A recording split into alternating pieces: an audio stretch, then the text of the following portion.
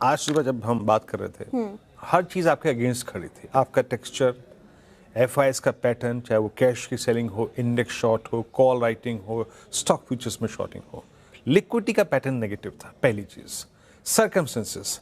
शायद जब हम जून में, जुलाई में जब चले, हमारे पीछे दो चीज़ें खड़ी थी। एक तो एआई रैली का कोलैप्स होना और दूसरा क्रूड का रिट्रेसमेंट। जब वो मिनी सीज फायर हुआ था ना, वो जो मध्य में, और जब क्रूड रिट्रेस होकर ऑलमोस्ट 69 तक आया था, हमने उस पीरियड को एंजॉय किया श्रेया। बट सडनली ये दोनों फोर्सेस हमारे अगेंस्ट थी, चाहे वो एआई रैली का फिर रिज्यूम होना, कल वॉल स्ट्रीट पर फिलाडेल्फिया इंडेक्स में स्ट्रॉन्ग मूव था, सारे चिप स्टॉक्स मूव कर रहे थे। कल क्रूड ऑलमोस्ट 91 क्रूड भी रखिएगा स्क्रीन पर। तो श्रेया, इस बात में कोई दुराय नहीं कि एक टेक्सचर बाजार में सेल का ही था, दबाव का था। We are now at 90.2 91.27। मैंने सुबह दो बातें कही थी श्रेया, कि इस सेशन को भले ही आपको ट्रेड मिले ना मिले, लेकिन अगले कुछ सेशन के लिए ये सेशन एक मार्गदर्शक के तौर पे काम करेगा। क्यों? लेके आइए जरा प्लीज बेस वन पे, स्क्रीन पे। ये बेस वन हमने क्यों रखा था स्क्रीन पे? ये बेस वन क्या है? ये बेस वन 24,000 से पहले सबसे निर्णायक लेवल था। क्या था ये? यहीं पे आपका 50 डेमा है, यहीं पे आपका 100 डेमा है। एक ऐसे सूरत हाल में जब आप 10 तोड़ चुके हैं, 20 तोड़ चुके हैं, 200 डेमा तोड़ चुके हैं, this was the last edge. And most specially for expiry day, जब 24,200 पे सबसे बड़ा आउटस्टैंडिंग वो खड़ा था, यही आपका एज। अब दो चीजें हैं जो आपको बचा रही हैं। एक, रिलायंस इंडस्ट्रीज जो कि अभी भी डे हाई के आसपास नजदीक ट्रेड कर रहा है, तो वो आपको इस जोन को अगर आप देखें सिक्योर करने में मदद कर रहा है, ये देखिए। और दूसरी बात है निफ्टी बैंक। हालांकि निफ्टी बैंक डे हाई से नीचे आया, और जो मैंने सुबह कही थी बात, क्लोज टू 57,666 सेल की जगह निफ्टी बैंक बिल्कुल सही बढ़ा। बट अभी मैं इसे सिर्फ रेफरेंस के लिए यूज कर रहा हूं। ये उतना क्रैक नहीं हुआ, एक ही। But otherwise the third pillar लेके आइए निफ्टी आईटी।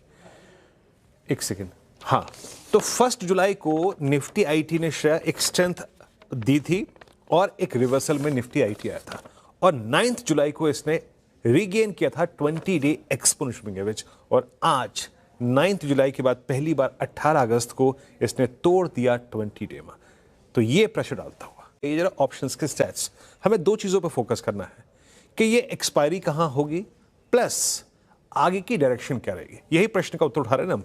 आइए एक बार लेके आते हैं स्टैट्स को। पहले देखते हैं, सेंस करने की कोशिश करते हैं कि पुट राइटर्स क्या कर रहे हैं। 24,200 पे करीब 4 करोड़ 66 लाख का outstanding OI, and similar outstanding OI at 24,200। It seems, ये लग रहा है कि श्रेया 24,250 और 24,170 इस दायरे में एक्सपायरी हो जाएगी। इस दायरे में एक्सपायरी हो जाएगी। हम बेस वन को सिक्योर कर सकते हैं for the day at least. But मैं एक बात कह रहा हूं, ये एक्सपायरी जैसे भी हो, इस दायरे में हो, but if we goes below that zone, चाहे वो आज हो चाहे वो कल हो, अगर हम किसी भी सर्कमस्टेंसेस में 24,180 170 के नीचे सेटल हो रहे हैं, तो हमारा नीचे का घर, जिसे 24,040 कहते हैं, 24,000, वो शुरू हो जाएगा श्रेया। तो हमारे लिए दो प्रेशर पॉइंट्स हैं इस वक्त, पार्शियल निफ्टी बैंक और निफ्टी आईटी का 20 डे में तोड़ देना। As per stats, option writer अगर आप हैं तो आपके लिए बहुत ही एक अच्छी स्थिति है। इट सीम्स दैट एक्सपायरी होगी 24,250 से लेकर 24,170 के बीच में। बट अगर आप पोजिशनली अलाइंड हैं इस बाजार में, तो एक बात याद रखिएगा, बिलो 24,170 पेन है करीब 150 पॉइंट का। श्रेया, बैंक निफ्टी में 57,000 बहुत महत्वपूर्ण है। 57, 57,1, 57,200, ये तीन बहुत ही महत्वपूर्ण क्लस्टर हैं। यहां पुट राइटर्स हैं। But since crude is at 91, ये स्थिति किसी भी प्रकार से रेट सेंसिटिव्स के लिए, and most specially for PSU banks, कभी भी एक अच्छी स्थिति नहीं है। मैं जब सुबह से आशीष के साथ डिस्कशन कर रहा था, मैंने एक बात बिल्कुल खुल के कही थी, अगर आपको सर्कमस्टेंसेस को देखकर एक शॉर्ट कॉल लेनी है या फिर आप एक शॉर्ट लेना चाहते हैं, तो go closer to RS1। RS1 क्या है? RS1 है कॉल राइटर्स का जोन। अब आप मुझसे पूछेंगे कि RS1 फिर डिफाइन कीजिए, तो क्या है? तो RS1 है जनाब 10 और 20 डे, और आज का निफ्टी बैंक का हाई वही है। क्यों? जाइए अपने 20 डेमा को ड्रॉ कीजिए, यही हाई है।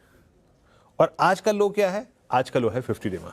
तो बैंक निफ्टी के लिए श्रेया, मैं क्यों बार बार इस शब्द का इस्तेमाल कर रहा हूं कि partially painful and partially at least giving you some I think relief. क्यों? क्योंकि ये ऊपर से फिसल भी रहा है, बट 57,200 को रिस्पेक्ट भी दे रहा है।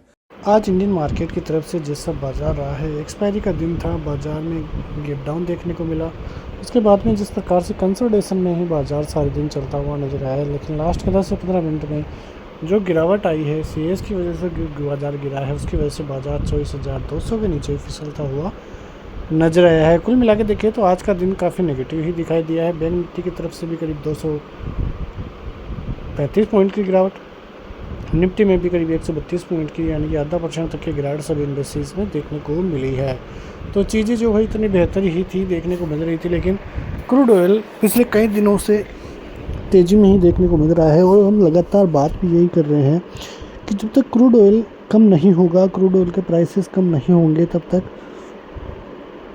भारतीय बाज़ारों में शांति नहीं मिलेगी, बड़ी रैली की उम्मीदें कम ही देखने को मिलेगी। और वैसा ही देखने को मिला, क्रूड ऑयल फिर से $90 के ऊपर निकलता हुआ नजर आया और वहीं से इंडियन मार्केट में गिरावट का दौर भी चालू हुआ। पहले गैप डाउन हुआ, गैप डाउन के साथ बाजार 24,200 के स्तर सोता हुआ नजर आया, लेकिन फिर थोड़ी बहुत रिकवरी, फिर से उसी रेंज में बाजार सारे दिन काम करता हुआ नजर आया। लेकिन लास्ट में देखें तो करीब 70 से 80-90 पॉइंट की गिरावट बाज़ारों में देखने को मिली और बाजार 200 के नीचे फिसलता हुआ 24,154 पर बंद होता हुआ नजर आया। तो बात करें तो इंडियन मार्केट के लिए ये काफ़ी नेगेटिव व्यू बाजार के लिए साबित हुआ है। अब मेन सपोर्ट जोन 23,800 का रहेगा। 24,000 का एक छोटा सपोर्ट जोन है, बाजार यदि इसे पार करता है तो 23,800, और यदि 23,800 भी फिर ब्रीच होता है तो बड़ी दिक्कतें इंडियन मार्केट के लिए बढ़ती हुई नज़र आ सकती है। कुल मिला के बात करें तो बाजार के लिए ऊपरी स्तर फिर से आना ज़रूरी है। 24,250, 270 पार होते ही आपको 450 की रेंज फिर से दिखाई दे सकती है। तो बाजार एक रेंज में काम कर रहा है 24,000 से 24,250, 450 की रेंज में, करीब 300 से 400 पॉइंट की रेंज अभी देखने को मिल रही है। अब देखना होगा आने वाले दिनों में बाजार कैसे काम करता है और चीज़ें किस प्रकार से चिन्हित होती हुई नज़र आती है। वैसे बात करें बैंक निफ्टी की तरफ से भी तो बैंक निफ्टी फिलहाल 57,000 के तो ऊपर है, लेकिन 57,000 बीच होते ही आपको 57,800, 56,500 तक के लेवल्स दिखाई दे सकते हैं। ऊपरी स्तरों पर 57,550, 57,800 की रेंज फिर से पार होना ज़रूरी है, वरना दिक्कतें फिर से भारतीय बाज़ारों के लिए बढ़ती हुई नज़र आ सकती है। भारतीय बाज़ारों के लिए दुविधा एक ये भी है कि एफआईआई की बिकवाली फिर से चालू हो गई है। इस महीने ओवरऑल देखोगे तो फिर भी बाइंग में ही आंकड़ा है, लेकिन फिर भी कल करीब 2500 करोड़ की बाइंग देखने को मिली है, तो ये आंकड़ा थोड़ा बड़ा होता हुआ नजर आया है। इस महीने का सबसे बड़ा आंकड़ा सेलिंग का यही आंकड़ा है जो कल आता हुआ नजर आया था। लेकिन अब आने वाले दिनों में देखने को होगा कि धीरे धीरे एफआईआई की वापसी किस प्रकार से होती है, क्योंकि ये महीना अच्छा खासा पॉजिटिव में चलता हुआ नज़र आया है, पिछला महीना भी ज़्यादा नेगेटिव नहीं था। तो यदि इंडियन मार्केट को सहारा मिलता है सेक्टर का तो काफ़ी अच्छी कोशिशें बाज़ार के लिए दिखाई दे सकती है। नेक्स्ट वीडियो में तब तक के लिए जय हिंद।